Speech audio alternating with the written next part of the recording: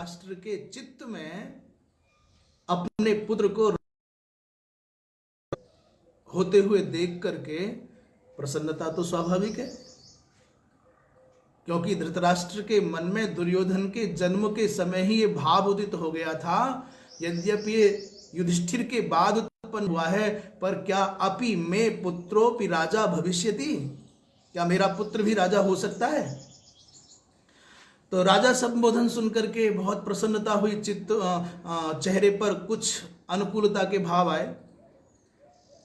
संजय कहते हैं, हे राजन महाराज, आपके पुत्र राजा दुर्योधन ने पांडवों की उस व्यूहाकार सेना को देख करके आचार्यमुपसंगम्य इदम वचनम अब्रवीत, आचार्य के पास जाकर के, उपसंगम्य माने समीप जाकर के ऐसा कहा। ये सामान्य अर्थ हो गया, पर आश्चर्य की बात यह है, विचार करने की बात यह है कि सेनापति कौन है कौरवों की सेना में?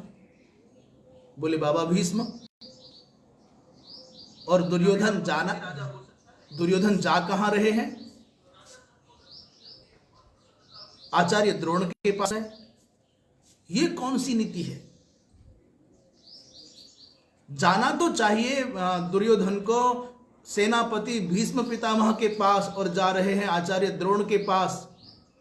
मानो ऐसा लगता है, मानो ये उत्प्रेक्षा है, मानो ऐसा लगता है कि दुर्योधन ने सोचा होगा कि बाबा भीष्म तो अपने संकल्पों के प्रतिज्ञा के कारण, अपने संकल्प और प्रतिज्ञा के कारण राज सिंहासन से, राज सत्ता से बंधे हैं, ये कहीं नहीं जा सकते।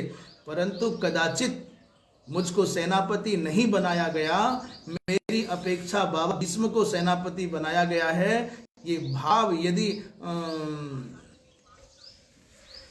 द्रोणाचार्य के चित्त में आ गया तो वो पूरे मन से युद्ध नहीं करेंगे। इसलिए पद दे करके बाबा भीष्म को संतुष्ट किया सेनापति बना करके, और वरीयता दे करके, प्राथमिकता दिखा करके, उनके पास जाकर के प्रथम अनुनय विनय करके, मानो द्रोणाचार्य को ये बोध कराया है, भगवान आप भी मेरे लिए कोई कम नहीं है। और कम की तो बात क्या कहूँ, मैं तो आपको बाबा भीष्म की अपेक्षा भी श्रेष्ठ मानता हूँ। वो तो पारिवारिक वृद्ध हैं, कुरुवृद्ध हैं, इसलिए ज्येष्ठ होने के कारण सेनापति बनाए हैं, परंतु आप मेरी दृष्टि में सर्वश्रेष्ठ हैं। मानो ये भाव द्रोणाचार्य के चित्त में उत्पादित करने के लिए, अनुकूल फल प्राप्त करने के लिए ऐसा द्रोणाचार्य जी के पास जाकर के कहा हो। क्या कहा है दुर्योधन ने? तो मैं पुनः निवेदन करूं, जब भी श्लोक आवे तो ये भगवान कृष्ण की वाणी है। वेद भगवान के श्वास हैं, परंतु गीता तो भगवान की अपनी वाणी है। मुख पद्मात विनिश्रिता, भगवान कृष्ण के मुख पद्म से निश्रित होने के कारण भगवान की अपनी वाणी है, मंगलमयी वाणी है। इसलिए जब भी अवसर लगे तब मनोयोग पूर्वक यदि उच्चारण कर सकते हैं तो उच्चारण करें, और यदि उच्चारण करने में उतनी सक्षमता न हो तो इसको श्रवण बड़े मनोयोग से करना चाहिए, क्योंकि ऋषि प्रणीत वाणी माने ये पावन शब्दों का प्रवाह जब आपके कानों के रास्ते से हृदय में प्रवेश करता है तो ये हमारे आपके हृदय के मालिन्य को, उसकी मलिनता को दूर करता है। और विश्वास करके इस अनुभव को करके देखें, आपके कानों के मार्ग से वैदिक मंत्रों का स्वर, इन पावन देववाणी में उपनिबद्ध उन मंत्रों के अर्थों का समायोजन लिए हुए श्लोकों के स्वर जब आपके कानों के रास्ते से हृदय में जाते हैं तो आपको रोमांच होता है, आपके चित्त को उल्लास, विकास और प्रकाश मिलता है। जैसे भगवान सूर्य के उदित होने पर अनायास कमल खिल उठते हैं, वैसे ही ये वेद वाणी, ये वेद मंत्रों के पवित्र अर्थों का सारभूत लिए हुए पावन श्लोकों की स्वर हमारे और आपके चित्त को विकसित करते हैं, उल्लसित करते हैं, प्रकाशित करते हैं, सकारात्मक बनाते हैं, सात्विक बनाते हैं। इसलिए उच्चारण कर सकते हैं तो उच्चारण करें, यदि करना संभव न हो तो इसका श्रवण बड़े मनोयोग से करें। पश्यैतां पांडुपुत्राणाम आचार्य महतीं चमूं व्यूढ़ां द्रुपद पुत्रेण तव शिष्येण धीमता। यहां पर हमने पुत्राणाम आचार्य दोनों पृथक किया है अर्थानुगमन के लिए, सुविधा के लिए। यद्यपि आर्ष परंपरा में जैसा लिखा है वैसा ही पाठ करने का विधान है, समस्त पद है, तो ऐसा भी पश्यैताम पांडुपुत्राणाम आचार्य महतीम चमूं। हे आचार्य, दुर्योधन ने जाकर के कहा संबोधन, हे आचार्य, इमाम एताम पांडुपुत्राणाम महतीम चमूं पश्य। देखो संजय धृतराष्ट्र को सुना रहे हैं, हे महाराज, आपके पुत्र राजा दुर्योधन ने वहां राजा कह करके मन को तोष दिया है, और यहां पर उस बात को आगे बढ़ाते हुए कह रहे हैं कि उस दुर्योधन ने आचार्य द्रोण के पास जाकर के कहा, भगवान इन पांडु पुत्रों की इस महती चमू माने सेना को देखिए। तो कोई खास बात नहीं है, सेना सामने खड़ी है, दिख ही रही है, परंतु एक और बहुत कूटनीतिक विचारों से भरा हुआ चित्त है दुर्योधन का, और जिसके नाम के प्रथम भाग में ही दुर जुड़ा हो, सोचो कि उसके जीवन में सु कहां से आएगा। दो उपसर्ग हैं, दुर और सु। सु उपसर्ग जहां आता है सदा सकारात्मकता, दिव्यता, भव्यता भरी होती है, और दुर जहां आता है वहां दुख, दैन्य, दौर्भाग्य इत्यादि आते हैं। नकारात्मकता आती है, क्रूरता आती है, कौटिल्य आता है। तो जिसके नाम में दुर जुड़ा हो, भला उससे आप अपेक्षा कैसे करेंगे कि वो सात्विक होगा, सरल होगा, निष्कपट होगा। तो दुर्योधन के मन का एक कपट और देखें।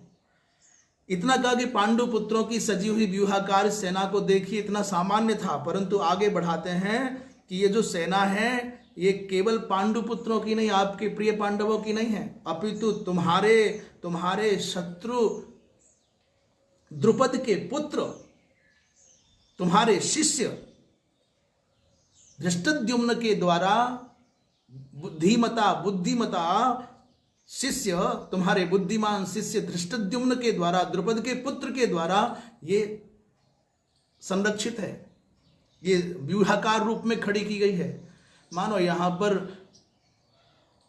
द्रोणाचार्य जी महाराज की सोई हुई उस शत्रुता की भावना को फूंक मार करके उस सोई हुई चिंगारी को, सुप्त चिंगारी को जगाना चाहते हैं कि जो धृष्टद्युम्न सामने खड़ा है, जो पांडवों के पक्ष में खड़ा है, आप कहते हो कि अर्जुन आपका बहुत प्रिय है, और वही अर्जुन आपके शत्रु द्रुपद के पुत्र को आगे करके उसके नेतृत्व में आपसे युद्ध करने आ रहे हैं।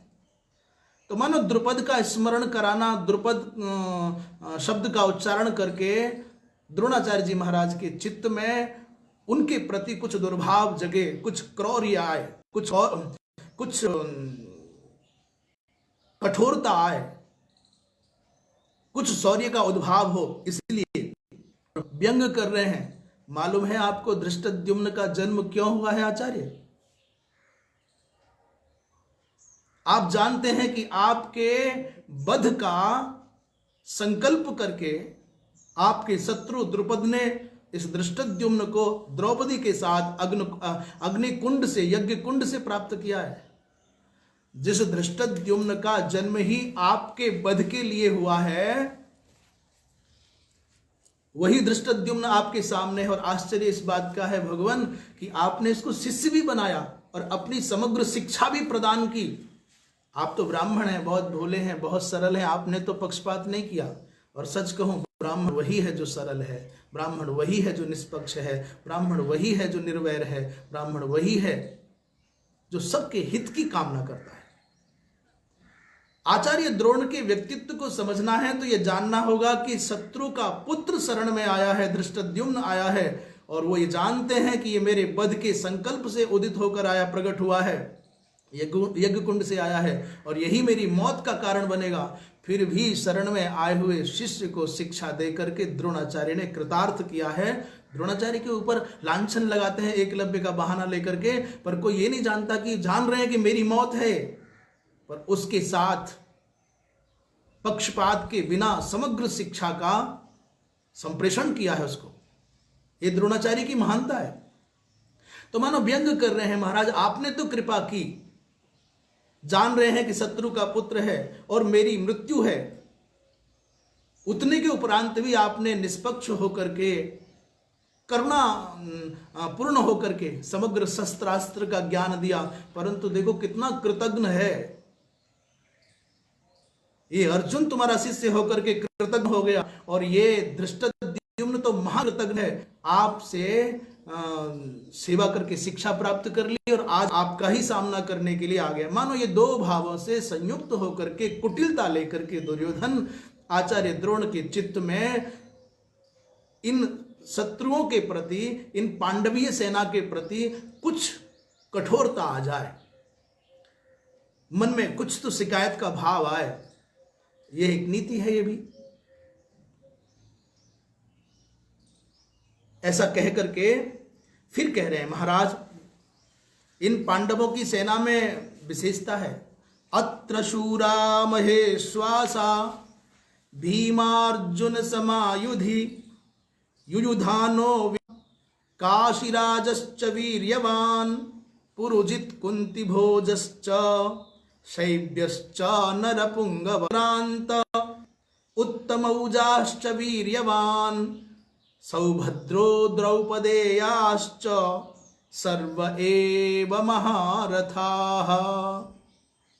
ये चौथे श्लोक से लेकर के 6 श्लोक तक, 4, 5, 6, 3 श्लोकों में पांडव पक्षीय मुख्य मुख्य योद्धाओं के नामस्मरण करा रहे हैं दुर्योधन आचार्य द्रोण को। बोले अत्र अस्मिन सैन्य समुद्रे, अस्मिन इस सैन्य दल में सूराः सन्ति, सूर माने अभीरवः, जो निडर है, निर्भीक है, जो प्राणों को अपनी हथेली पर लेकर के युद्ध के मैदान में आके खड़े हो, डरने वाले लोग नहीं, ऐसे सूर हैं। और दूसरे शब्द का प्रयोग किया महेश्वास हैं। महेश्वास शब्द का अर्थ है बड़े बड़े धनुर्धर, निर्भीक महाधनुर्धर। अच्छा, महेश्वास शब्द से धनुर्धर अर्थ कैसे आया? कहते महान, महानतः ईशवो बाणाः। महेश्वास में जो ईशु शब्द है वो बाण अर्थ का वाचक है। तो महांत ईशवो बाणाः अस्यन्ते क्षिप्यन्ते यई, जिनके द्वारा बड़े बड़े बाण छोड़े जाते हैं वो है धनुष।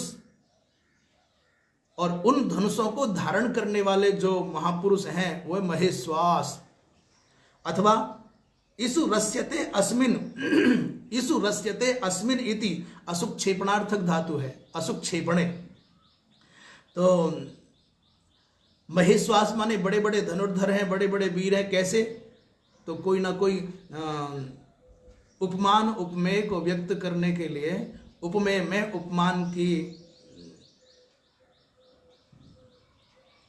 प्रतीति कराने के लिए कह रहे हैं भाई कौन है, किसको उदाहरण दे? बोले भीमा अर्जुन समायुधि। पांडव दल में सर्वोत्कृष्ट, अच्छा भीम और अर्जुन की शक्ति को सब जानते हैं। दृष्टांत ऐसा हो, उदाहरण ऐसा हो जो अधिक जन गम्य हो, ज्यादा से ज्यादा लोग जिसको अनायास समझ सकें। तो भीमार्जुन समायुधि, भीम और अर्जुन के समान ये शौर्यशाली हैं, बलवान हैं। युद्ध के मैदान में जैसे भीम और अर्जुन दुराधर्ष हैं, वैसे ये सब भी बड़े बलवान हैं। उनके नाम बता रहे हैं। युयुधान पहला नाम बताया, भीमार्जुन कह करके युयुधान। युयुधान माने जो युद्ध करने के लिए सदा तत्पर है, अयुद्धावस्था में भी युद्ध की संकल्पना से जो रोमांचित हो जाए वो युयुधान है। जो चर्चा चले और तुरंत शस्त्र लेकर के खड़ा हो जाए।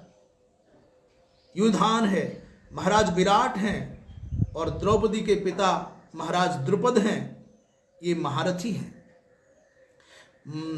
महारथी शब्द पर आगे विचार करेंगे। और धृष्टकेतु है, चेकितान है, और वीर्यवान काशीराज हैं।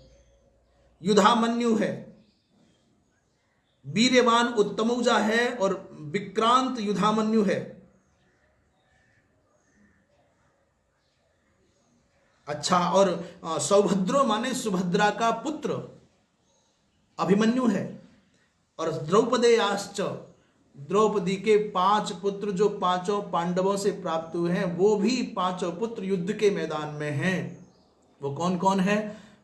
द्रौपदी को महाराज धर्मराज युधिष्ठिर से जो पुत्र रत्न प्राप्त हुआ उसका नाम था प्रतिविंध्य। और भीम के माध्यम से जो पुत्र द्रौपदी को मिला उसका नाम था सुतसोम। और गांडीवधारी धनुर्धर पार्थ के माध्यम से द्रौपदी ने जो पुत्र प्राप्त किया उसका नाम था श्रुतकर्मा। नकुल के माध्यम से जो प्राप्त हुआ शतानीक, और जो सहदेव के द्वारा प्राप्त हुआ वो श्रुतसेन। ये 5। एक विशेष बात ये है, कह रहे हैं सर्व एव महारथा, ये जितने नाम गिनाए हैं सब महारथी हैं। जो लोग समझते हैं कि द्रौपदी के 5 पुत्र बालक थे, अविवाहित थे, ये 5 के 5 बालक जैसे समझ में आते हैं चर्चा में, परंतु दुर्योधन कहता है महारथी हैं। और महारथी जानते हो कौन होता है? जो 10,000 योद्धाओं के साथ में अकेला युद्ध कर सकता हो, वो महारथी है। 10,000 एको 10 सहस्राणी योधयेत यस्तु धन्विनाम। 10,000 धनुर्धारियों के साथ में एक अकेला युद्ध करने की जो क्षमता रखे, शस्त्रास्त्र प्रवीणश्च स महारथ उच्यते, वही महारथी है। इसलिए द्रौपदी के जो 5 पुत्र हैं वो कम नहीं हैं। और ये बात आप जान रहे हैं कि पांडवों की सेना में भी बहुत लोग नहीं बचे थे। कौरवों में तो कोई बचा ही नहीं, पांडवों की सेना में बहुत लोग नहीं बचे। और जो बचे वो 5 पांडव हैं, और द्रौपदी के 5 पुत्र हैं, और कुछ द्रौपदी के मातृपक्ष के लोग हैं, मायके के लोग हैं। ये द्रौपदी के 5 पुत्र कब मरे? जब अश्वत्थामा ने रात्रि में सोते हुए इन बालकों के सर काटे। अर्थात महाभारत के 18 दिन के युद्ध में निरंतर युद्ध करते रहे। और ये भी मत समझना कि दया के पात्र समझ करके छोड़ दिए गए। बढ़िया युद्ध किया है, पर मृत्यु को प्राप्त नहीं हुए। महाराज इन सब की दुर्योधन ने चर्चा की और आगे कहते महाराज, अस्माकं तु विशिष्टा ये तान्निबोधद्विजोत्तम नायका मम सैन्यस्य संज्ञार्थम तान ब्रवीमिते। महाराज अब हमारे पक्ष के जो मुख्य मुख्य वीर हैं उनके बारे में बता रहे हैं कि अस्माकं पक्षे ये विशिष्टाः वीराः सन्ति। हे द्विजोत्तम, द्विजेषु उत्तमः द्विजोत्तम, और संबोधन में द्विजोत्तम। मम सैन्यस्य जे नायका सन्ति तान संज्ञार्थम ब्रवीमि, उनके नामोल्लेख करता हूं परिचय की दृष्टि से। यद्यपि आप सब जानते हो, पर मानो इस प्रकार दुर्योधन, आनंदगिरी महाराज कहते हैं, मानो दुर्योधन अपने भय का अपनोदन करने की भावना से ऐसा प्रयत्न करके दिखा रहा है। और हमने जो पहले कहा था कि दुर्योधन ने द्रोणाचार्य जी महाराज के चित्त में आए हुए संभावित संकल्प काल्पनिक नैराश्य को दूर करने के लिए भीष्म के पास जाकर के नहीं, द्रोणाचार्य जी के पास जाकर के संवाद प्रारंभ किया है। उसका प्रमाण दूसरा क्या? बोले जब कौरव सेना के महावीरों का, योद्धाओं का परिगणन करने लगा, तब सबसे पहले सबसे बलवान, सबसे वृद्ध और उस सेना के सेनापति भीष्म जी का नाम नहीं लिया। सबसे पहले नाम लिया, बोले भवान। भवान भीष्मश्च कर्णश्च कृपश्च समितिञ्जयः अश्वत्थामा विकर्णश्च सौमदत्तिस्तथैव च। कह रहे भगवान माने हे आचार्य द्रोण, आप गुरुदेव, आप सबसे पहले, और दूसरे नंबर पर भीष्म, और फिर कर्ण, फिर कृपाचार्य। ये कृपाचार्य कैसे हैं? बोले समितिञ्जयः। समितिञ्जय, समिति कहते हैं युद्ध को, बड़े युद्ध भी देता है कृपाचार्य जी महाराज। अच्छा, महाभारत आदि जिन्होंने टीवी के माध्यम से देखा है या जिन्होंने सामान्यतया कथा सुनी है, वो लोग कृपाचार्य को केवल पुरोहित मानते हैं। वो लोग समझते हैं कि पंडित जी हैं, पुरोहित हैं केवल, पर ये पता नहीं है कि महाभारत के युद्ध में कृपाचार्य भी थे। पूरे 18 दिन तक युद्ध भी किया, वो भी सुरक्षित रहे। और कृपाचार्य जी की एक विशेषता और है, 7 चिरजीवियों में वो आज भी विद्यमान है, चिरजीवी हैं। अश्वत्थामा, बलिर, व्यासः, हनुमांश्च विभीषणः, और कृपा माने कृपाचार्य, और परशुरामश्च सप्तैते चिरजीविनः। कृपाचार्य जी महाराज केवल वैदिक कर्मकांड के, वैदिक विज्ञान के ही नहीं, वो धनुर्विद्या के भी मर्मज्ञ हैं। और इन कौरव पांडवों के बालकों ने आचार्य द्रोण से पूर्व उन्हीं से शिक्षा प्राप्त की थी। इसलिए भगवान भीष्मश्च कर्णश्च, और कृपाचार्य कौन है? बोले समितिञ्जय।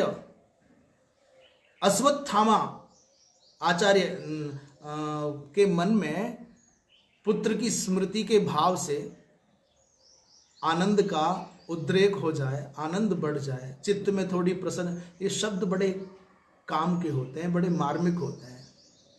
एक ही शब्द किसी व्यक्ति के समग्र उत्साह को पल भर में भंग करने में सक्षम है। तो एक ही शब्द किसी मरणासन्न प्राय व्यक्ति के चित्त में ऐसी चेतना का संचार करता है कि उठ के खड़ा हो जाए और पर्वत लांघ जाए। शब्द माने वो ज्योति है, वो प्रकाश है जिसके बिना संसार की कल्पना नहीं कर सकते। आचार्यों ने तो कहा है कि शब्द ज्योति न होती तो ये सारा संसार अंधेरे से घिरा हुआ एक सुनसान सन्नाटे भर का केंद्र बन करके रह जाता। इसलिए एक शब्द बड़े सोच समझ करके एक एक शब्द प्रयोग करना चाहिए। महाभाष्यकार ने तो उद्धरण दिया, एक शब्द सम्यक ज्ञातः, तो इसलिए सावधान होकर के द्रोणाचार्य के चित्त में पुत्र की स्मृति के व्यास से स्नेह का, उत्साह का संचार हो जाए, इसलिए अश्वत्थामा का नाम भी लिया। और विकर्ण बताया है, सौमदत्तिस् तथैव च, सोमदत्त के पुत्र की भी चर्चा कर रहे हैं। सोमदत्तस्य, सोमदत्त पद में अपत्यार्थ में इय प्रत्यय, अत इय सूत्र के द्वारा, इसलिए सोमदत्ती। आगे कहते हैं, अन्ये च बहवः शूरा मदर्थे त्यक्त जीविताः नाना शस्त्र प्रहरणाः सर्वे युद्ध विशारदाः। इतने मुख्य मुख्य नाम गिना करके कब तक नाम गिनाऊं, कोई अंत नहीं है, इसलिए समाहार कर रहे हैं। अन्य भी, अन्य च बहव, अन्य भी बहुत सारे शूर हैं। तो बोले शूर हैं, उनकी विशेषता क्या है? बोले मदर्थे त्यक्त जीविताः। महाराज ये जो बलवान, जो योद्धा पूरी दुनिया से इकट्ठे होकर के आए हैं, मेरे स्नेह के बंधन में बंधे होकर के आए हैं, उन्होंने मदर्थे माने मत प्रयोजन सिद्ध्यर्थमेव। वो ऐसे ही नहीं आए कि युद्ध का कोई आनंद लेना है, चलो पर्यटन करने चल रहे हैं। सब ये संकल्प करके आए हैं कि हे राजन, हे दुर्योधन, तुम्हारा जो प्रयोजन है उस प्रयोजन की सिद्धि के लिए हम आए हैं। तो मत प्रयोजन सिद्ध्यर्थमेव आगताः। और एक विशेषता और है, गुरुदेव आपको बताऊं ये रहस्य की बात, सब लोगों ने संकल्प किया है कि जब तक तुम्हारा मनोरथ सिद्ध नहीं होगा हम यहां से लौट करके नहीं जा सकते, प्राण त्याग सकते हैं। प्राणपण का संकल्प लिया है, त्यक्त जीविताः। जिन्होंने अपने जीवन को, प्राणों को दांव पर लगाने का संकल्प कर लिया। सर्वे संकल्पित प्राणाः, बोले हमारे जीवित रहने का उद्देश्य एकमात्र यही है कि तुम्हारा मनोरथ सिद्ध हो, और तुम्हारा मनोरथ सिद्ध न हो तो हम जीवित लौट करके जाना नहीं चाहते, अपने प्राणों की बलि लगाने को तैयार हैं। तो ये लोग संकल्पित हैं।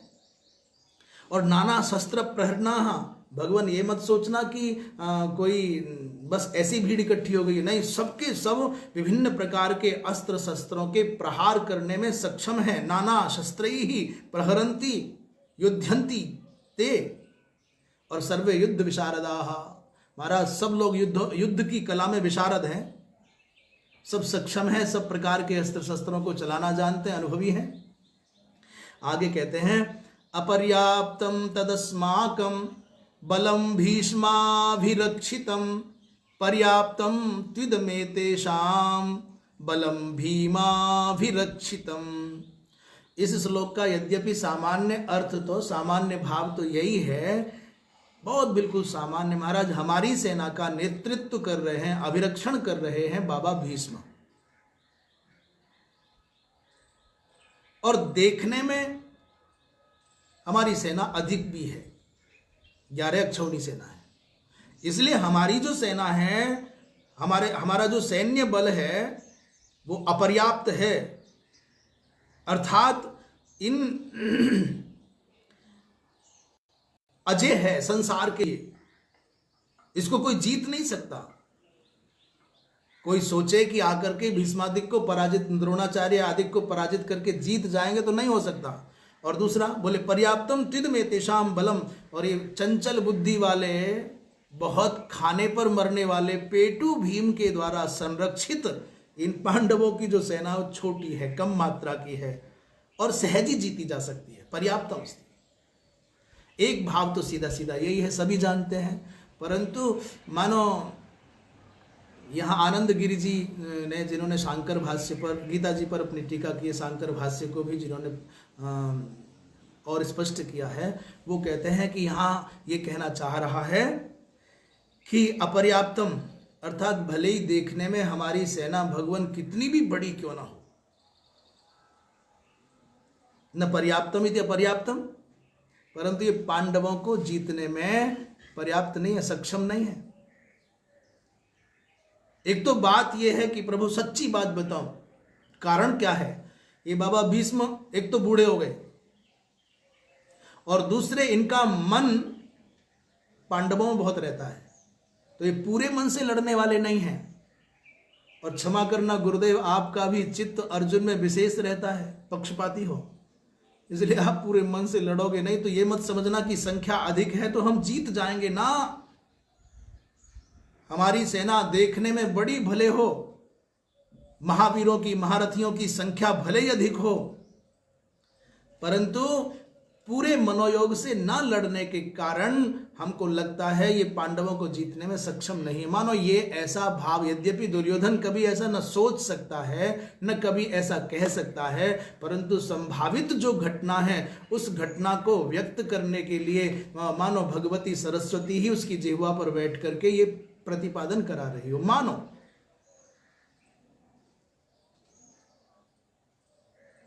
और मानो एक सूत्र है यहां, समझ लीजिए कि कोई भी काम सरल हो चाहे कठिन हो, करने वाले के चित्त में पूर्ण मनोयोग न होगा, धैर्य न होगा, दृढ़ता न होगी, कार्यम बा साधेयम देहम बा पातेयम का संकल्प न होगा, या तो कार्य की सिद्धि होगी अथवा मैं मेरे देह का परित्याग कर दूंगा।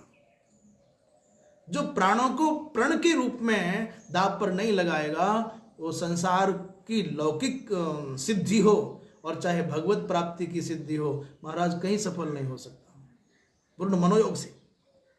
तो अपर्याप्तम तत् अस्माकम, अस्माकम यद बलम अस्ति तत् अपर्याप्तम अस्ति, अर्थात संख्या की दृष्टि से बड़ा होने पर भी पांडवों की क्यों, कारण क्या है? बोले हमारे सेनापति बूढ़े और हमारे सेनापति पूर्ण मनोयोग से लड़ने वाले नहीं है, उनका पक्षपात है पांडवों के प्रति। और इन पांडवों की जो सेना है, पांडवों की सेना में जो इनका नायक है भीम, वो युवा है, वो शक्तिशाली है और वो प्रतिशोध की आग में जल रहा है, और वो तुम पर रहम करने वाला नहीं है। वो करुणा करेगा नहीं कि मेरे गुरुजी हैं, मेरे दादाजी हैं, मेरे भाई हैं। इसलिए इनकी सेना कम होने पर भी पूर्ण मनोयोग से लड़ने के कारण हमारी कौरवों की इतनी बड़ी सेना को, आप जैसे महापुरुषों के द्वारा, महारथियों के द्वारा सजी हुई सेना को जीतने में पर्याप्त है, सक्षम है। तो पहला भाव तो साधारणतः यही था, संख्या की दृष्टि और शक्ति की दृष्टि से हम अधिक हैं, इसलिए आसानी से पांडवों को जीत लेंगे, और ये लोग कम हैं इसलिए आसानी से जीते जाएंगे। परंतु इसके अंतरंग भाव को आचार्यों ने ऐसा भी व्यक्त किया है। इसलिए आगे बढ़कर के अब आगे कह रहे हैं दुर्योधन, अयनेषु च सर्वेषु यथा भागमवस्थिताः भीष्ममेवाभिरक्षन्तु भवन्तः सर्व एव हि। इसलिए भगवान चूंकि हमारी सेना के मुख्य सेना नायक अब यहाँ से लौट करके द्रोणाचार्य से होते हुए केंद्र में अवस्थित भीष्म जी की ओर अपनी दृष्टि को मोड़ देते हैं। दुर्योधन कह रहे महाराज, चूंकि वो सेनापति है और सेनापति मध्य में होता है, और सेनापति को सुरक्षित रखना परमावश्यक है, ये नियम भी है। सेनापति आगे जाकर के युद्ध नहीं करता, राजा आगे जाके युद्ध नहीं करता। सेनापति यदि चला गया तो फिर शेष क्या बचा। इसलिए अयनेषु च सर्वेषु यथा भागमवस्थिता, आप सबका, हम सबका, आप सबका एक ही दायित्व है कि भीष्मम एव अभिरक्षन्तु भवन्तः सर्व एव। आप सब मिलकर के पूर्ण मनोयोग से, आपसी जो बहुत बार होता है मनमुटाव होता है, किसी कारण से पूर्वाग्रह से ग्रसित लोग होते हैं, तो कई बार खड़े तो साथ होते हैं। प्रायः देखने में आता है कि भीड़ के रूप में कई लोग बुरा ना मान जाएं, कहीं ये ना कहें कि साहब इसकी रुचि नहीं है, तो खड़े तो साथ में हो जाते हैं, परंतु मनोयोग से नहीं खड़े होते, गिनती के लिए, दिखावे के लिए होते हैं, ऐसा नहीं। तो अब चाहे जो भी हुआ, पहले सबको भुला करके, सबको विसार करके, पहले की कोई पूर्वाग्रह है, किसने किसको क्या कहा, क्या किया, वो मेरा शत्रु है, वो मेरा विरोधी, आदि आदि, उन सब बातों को, विषयों को विसार करके सब लोग मिल करके अपने अपने कोणों पर, अपने अपने स्थान पर यथा भागम अवस्थिता, यथा स्थान खड़े होकर के व्यूह प्रवेश मार्गों पर, अयन माने व्यूह प्रवेश मार्गों पर, माने विभिन्न विभिन्न मोर्चाओं पर खड़े होकर के एक ही लक्ष्य बना करके चलें कि हमको सर्वतो भावेन बाबा भीष्म की रक्षा करनी है, उन्हीं का संरक्षण करना है, और आप सबके द्वारा संरक्षित भीष्म शत्रुओं की सेना को जीतने में सक्षम हो जाएंगे। जब ये बात हुई, एक चिंता की बात यहाँ आ गई कि अभी तक चर्चा के केंद्र में बाबा भीष्म नहीं थे, पर समीप ही खड़े हैं, क्योंकि बाबा भीष्म का रथ और आचार्य द्रोण का रथ बहुत दूर नहीं है। दुर्योधन आया है, आचार्य द्रोण के पास में खड़े होकर के बहुत देर से कुछ संवाद कर रहा है। कभी कभी बेचैन दृष्टि से बाबा भीष्म देख भी लेते हैं क्या हो रहा है, क्या बातें चल रही हैं। पर ये बात कि अब आपको बाबा भीष्म की रक्षा करनी, ये बात दुर्योधन ने जोर से कही, जिससे कि बाबा सुन लें, और भगवत कृपा से बाबा भीष्म ने ये बात सुन ली कि ये कहता है कि सब लोग मिलकर के बाबा भीष्म की सुरक्षा के लिए सन्नद्ध हो जाओ, तत्पर हो जाओ। महाराज प्रसन्न हो गए बाबा भीष्म। और मैं कह रहा, चिंता की बात क्या है? चिंता की बात यह है कि जब बाबा भीष्म के जैसे ज्ञानी निष्पक्ष महापुरुष किसी व्यक्ति की प्रसन्नता के लिए, केवल किसी व्यक्ति को खुश करने के लिए, उसका हर्ष बढ़ाने के लिए जब शंखनाद करने लग जाएंगे, जब सिंह गर्जना करने लग जाएंगे, तो महाभारत के जैसा युद्ध तो होगा ही होगा। ये बात कहाँ तक जाएगी भगवान जाने, और कितना लोग समझ पाएंगे ये भी भगवान जाने, पर बात बड़ी मार्मिक है। मेरे कहने का आशय इतना रंच मात्र भी ये नहीं है कि बाबा भीष्म में खोट देखूं। मेरे मन में कभी स्वप्न में भी ये बात नहीं आ सकती कि बाबा भीष्म में कोई दोष देखा जाए, पर करें क्या, परिस्थितियां हैं। वो परम भागवतों में है बाबा भीष्म, भगवान के अनन्य उपासकों में है, अद्भुत शास्त्रज्ञ हैं, अद्भुत योद्धा हैं, सब कुछ ठीक है। उन्होंने संसार की प्रसन्नता के लिए अपना सर्वस्व त्याग दिया। उन्होंने माता पिता की खुशी के लिए भरे यौवन में महाराज अपनी खुशियों का गला घोंट दिया। अखंड ब्रह्मचर्य से संपन्न बाबा भीष्म हमारे जन्म जन्मांतर तक प्रणम्य रहेंगे। हम तर्पण करते हैं तो पर्वों पर तर्पण करते समय जब भी हम पितरों का तर्पण करते हैं, बाबा भीष्म को भी तर्पण करते हैं। ऐसा नहीं है कि उनके प्रति कोई अरुचि है, अश्रद्धा है, परंतु विचार करने की बात यह है, जो घटा वो गया। आज वर्तमान में आप यदि परमात्मा की कृपा से समाज में भीष्म के जैसी अवस्था को प्राप्त है, ज्ञान वृद्ध हैं, वयोवृद्ध हैं, आप शक्ति वृद्ध हैं, विचार वृद्ध हैं, तो कृपया जब जब कभी ऐसी अवस्थाएं आए कि कोई अधार्मिक बलवान और धार्मिक निर्बलों को सताने लग जाए, जब जब कभी ऐसा लगे कि कोई अत्याचारी अन्यायी हमारे संरक्षण में रह करके अनैतिकता को पुष्ट कर रहा है, तो कृपया विरोध करना सीख लें। कृपया उनका साथ छोड़ देने का संकल्प करने लग जाएं। ऐसा मत करो कि दुष्टों के उत्साह को बढ़ाने के लिए आप भी शंख बजाने लग जाओ, गाल बजाने लग जाओ, ढपली बजाने लग जाओ, हुंकार करने लग जाओ। इससे दुष्टों का साहस बढ़ेगा, इससे धर्म की ग्लानि होगी। वो विषय क्यों चला, भूमिका में थोड़ा लंबा आ गया, इसलिए चला कि मैंने जब ये पढ़ा था श्लोक तो मुझको मेरे अंदर तो हर्ष बढ़ा नहीं। शायद बाबा भीष्म की इस क्रिया से दुर्योधन का हर्ष बढ़ा होगा। तस्य संजन्यन हर्षम कुरु वृद्धः पितामहः सिंहनादं विनद्योच्चैः शंखं दद्मौ प्रतापवान।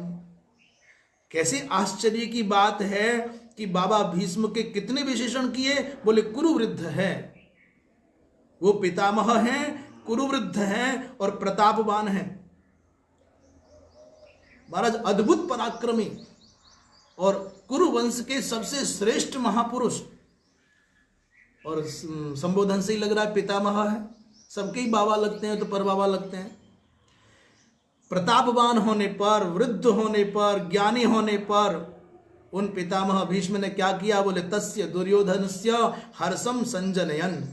उस दुर्योधन के चित्त में हर्ष का उद्रेक करने के लिए, हर्ष को उत्पन्न करते हुए, माने उत्पन्न करते हुए, संजनयन उच्चई सिंहनादम विनद्य शंखम दधमौ। दो काम किए, जोर की। यहां पर आनंद गिरी जी महाराज लिखते हैं, समर समारंभ समये, यद्यपि ये वाक्य है, समर के समारंभ के समय पर भयाविष्टम दुर्योधनम अवलोक्य, मानो ऐसा लगा कि दुर्योधन के चित्त में कुछ भय का भाव है, इसलिए दुर्योधन को भयाविष्ट देखा। तो उसके भय का निराकरण करने के लिए, उसके भय का निवारण करने के लिए, उसके हृदय में हर्ष को उत्पन्न करने की भावना से और पर पक्षियों को सावधान करने के लिए, मानो पर पक्षियों के चित्त में मेरी गर्जना और मेरी शंखद ध्वनि से भय का संचार हो जाए, इस भाव से बाबा भीष्म ने शंख बजाया।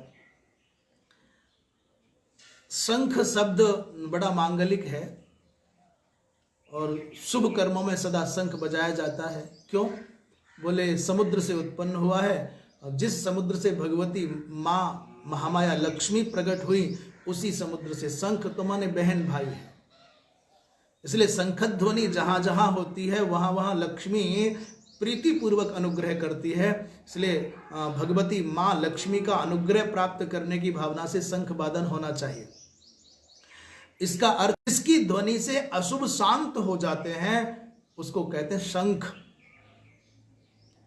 तो चिंता की बात थी, भीष्म जैसे मनीषी नाद कर रहे हैं, और जब ऐसा होगा तब धर्म की रक्षा तो भगवान ही करेंगे, और कौन कर सकता है। एक बात और कह करके आगे बढ़ें। तमाम जितने भी ऐतिहासिक चरित्र प्राप्त होते हैं, पौराणिक आख्यान प्राप्त होते हैं, अथवा लौकिक व्यवहार में हमारे जो पूज्य जन हैं, संत हैं, कई बार ऐसा लगता है कि पुराणों की कथाओं में ये चरित्र नहीं होना चाहिए था, ये घटना नहीं घटनी चाहिए थी। पढ़ने, सुनने, सुनाने वाले लोग थोड़े संकुचित होने लगते हैं, डरने लग जाते हैं, यार ये तो बहुत अच्छा नहीं लग रहा सुनने में, ये नहीं होना चाहिए था। भगवान राम को ऐसा नहीं करना चाहिए था, माता अहिल्या को ऐसा नहीं करना चाहिए था, देवराज इंद्र को ऐसा नहीं करना चाहिए था, बाबा भीष्म को यह निर्णय नहीं लेना चाहिए था। आदि का ऐसा आता है ना, अमुक ऋषि का चरित्र पढ़ करके ऐसा लगने लग गया, या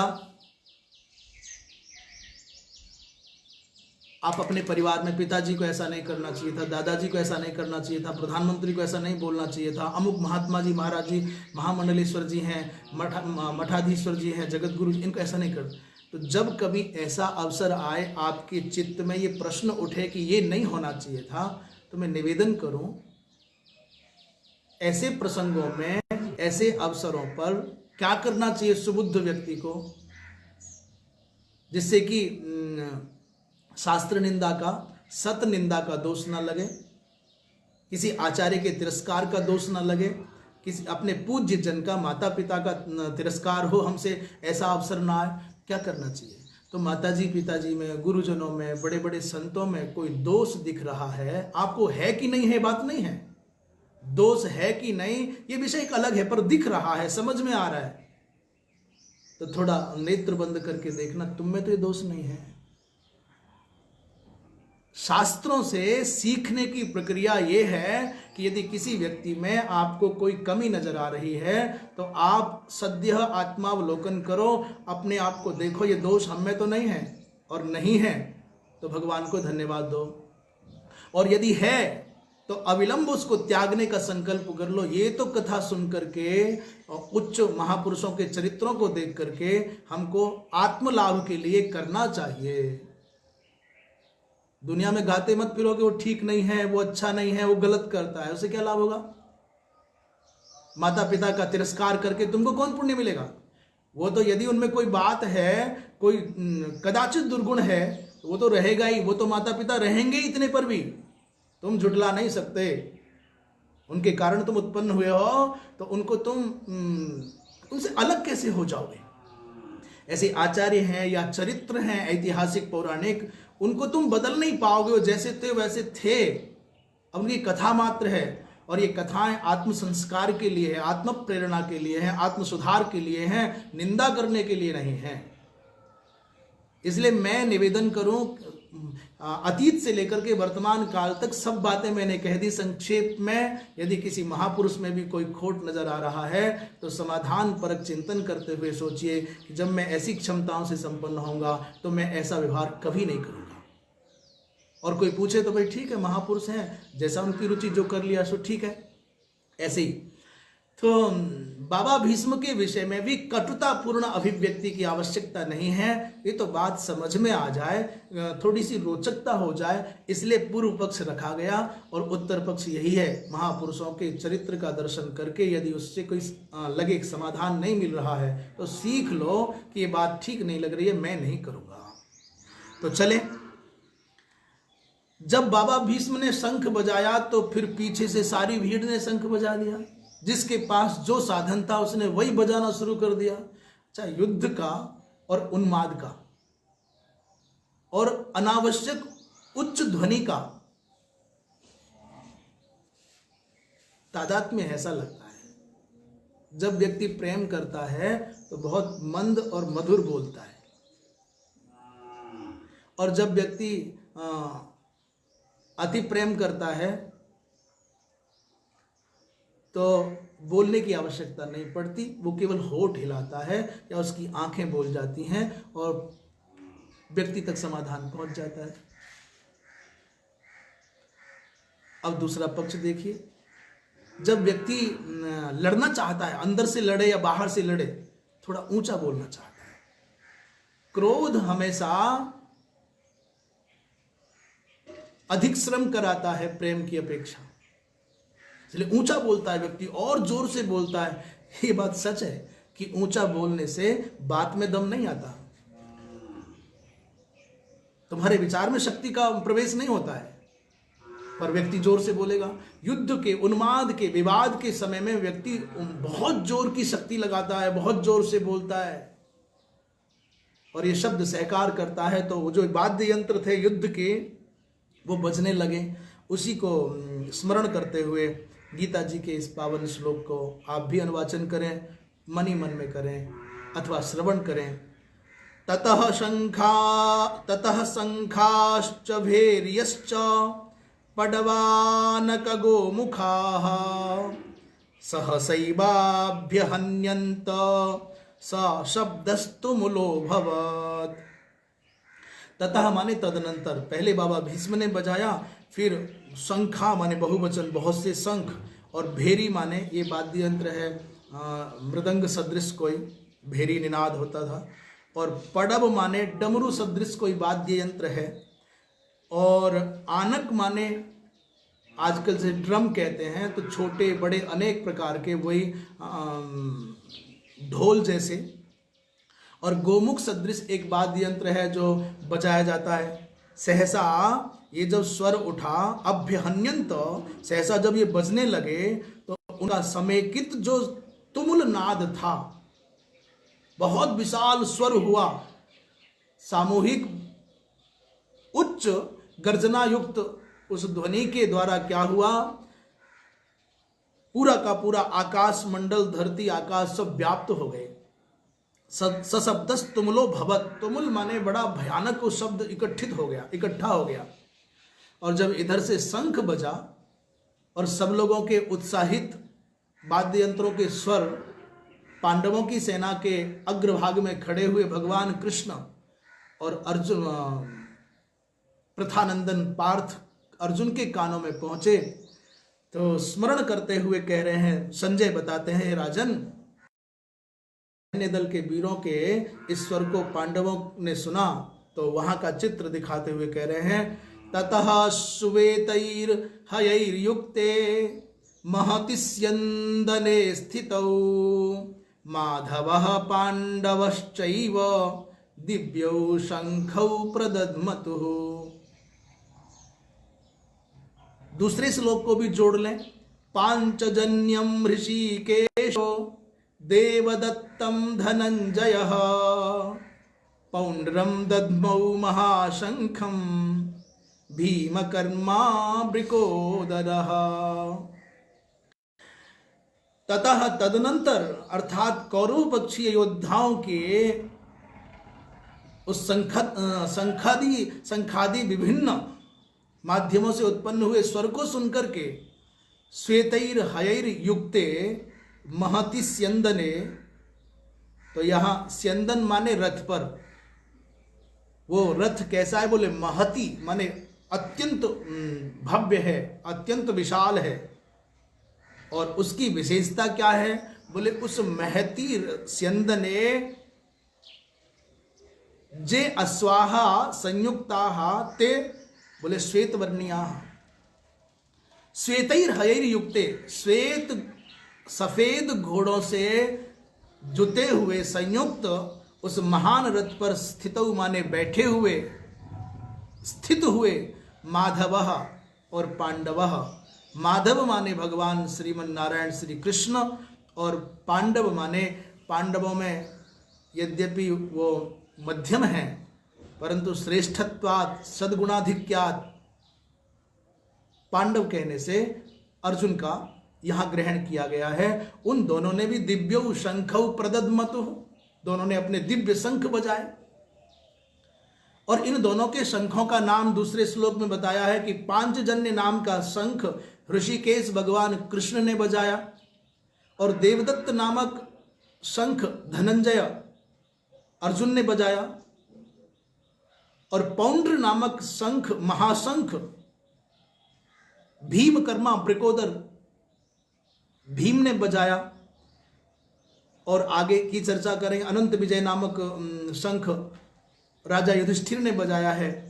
नकुल और सहदेव ने सुघोष और मणिपुष्पक नामक शंखों को बजाया है। यहाँ तक 16 श्लोक तक अर्थात 15 तक पारायण हुआ है। तो 16वें श्लोक को भी हम उच्चारण कर लें तब विराम लेंगे। अनंत विजयं राजा कुंती पुत्रो युधिष्ठिरः नकुलः सहदेवश्च सुघोष मणिपुष्पकौ। 16 श्लोक तक चर्चा हुई और इसमें हम जो 14वें श्लोक में शब्द आया माधव। यद्यपि अर्थ अवगम हो जाए यही उद्देश्य रहता है आख्यान का, परंतु शब्दार्थ प्रेमी लोगों की रुचि के लिए ये भी आवश्यक होता है। ये भी एक खुराक है, इससे भी स्वाद बढ़ता है। जैसे भोजन में अचार अधिक होते हैं, मिर्च अधिक होते हैं और विभिन्न प्रकार के पदार्थ, ऐसे ही शब्दार्थ है, शब्दों की परिभाषा है, लोग योजित करते हैं। तो माधव शब्द का अर्थ बहुत उद्देश्य पूर्वक लिखा है। माधव का मतलब है जो माँ माने लक्ष्मी के धव माने पति हैं, वो माधव। देखो लक्ष्मीपति भगवान यहाँ पर अर्जुन का रथ हाँक रहे हैं, सारथी बन गए हैं, कितने आश्चर्य की बात है। अतः माँ माने माया, मायापति भगवान, अथवा दूसरा अर्थ कर सकते हैं माँ माने नहीं और धब माने पति। माँ माने नहीं है, निषेधात्मक है। धबो स्वामी यस्य, स्वामी यस्य, जिसका कोई स्वामी नहीं है, जिसका कोई पति नहीं है, जिसका कोई ईश्वर नहीं, वो माधव। अथवा मधुकुले जातत्वात् माधव।